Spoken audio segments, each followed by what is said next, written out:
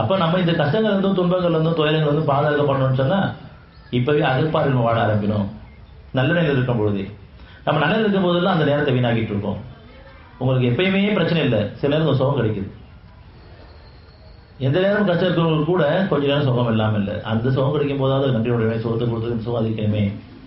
அந்த சுகத்தில் இருக்கும் பொழுது, அந்த தெளிவில் இருக்கும் பொழுது, சமாதியில் இருக்கும் பொழுது இன்னும் நான் எங்க தப்பு பண்ணி உணர்ந்துன்னு சொன்னா அவன் அறிவிப்பான். அவங்களுக்கு ஏன் அந்த கஷ்டம் நமக்கு வந்துச்சுங்களை தெளிவுபடுத்துவோம். அவன் அறிவிப்போம், யாரும் அறிவிக்க மாட்டாரு.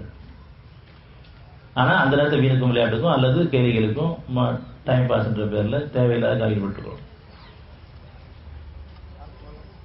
அல்லது அந்த நேரத்திலேயே மற்றவங்களை பத்தி கோவலாக கொஞ்சம் நமக்கு சுகம் கிடைச்சா அவங்களை பத்தி குறை, இவங்களை பத்தி குறை, குற்ற குறைகள் முதல் எந்திரிச்சவன அவனை போய் வச்சுக்கிறோங்கிற அளவுக்கு கோபங்களும் குரோதங்களும் பயமையும் வெறுப்பும் அது நம்ம குடும்பத்தார் மீதோ உதவியாளர் மீதோ நம்ம நெருக்கமானவங்க மீது நம்ம அந்த நேரத்திலையும் கோவப்படுறோம், ஆனந்தப்படுறோம். அதனால இன்னும் கொஞ்சம் நாள் ஆகுது சுகமாகுது. நான் எந்த அளவுக்கு மனம் திருந்தணும், எந்த அளவுக்கு என் தவறு உணரணும், எந்த அளவுக்கு என் குணக்கைகளை நீக்கி கேட்கணும், எந்த அளவுக்கு நம்பிக்கை கேட்கணும், எந்த அளவுக்கு பொறுமையை கேட்கணும், அந்த அளவுக்கு அவனுடைய உதவி சமீபத்தில் இருக்குது.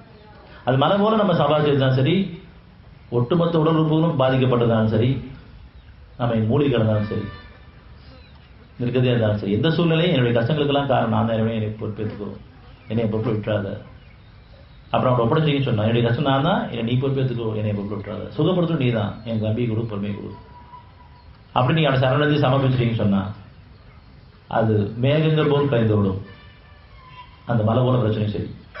எப்படி நமக்கு அந்த பிரச்சனை தீர்ந்தா எந்த அளவுக்கு மனசு அமைதி கிடைக்குமோ, சுகம் கிடைக்குமோ, அந்த பிரச்சனையை உடல் இருந்தாலும் சரி, வெளில சுத்திட்டு இருந்தாலும் சரி, அந்த சுகத்தை முதல் கொடுத்துருவோம்.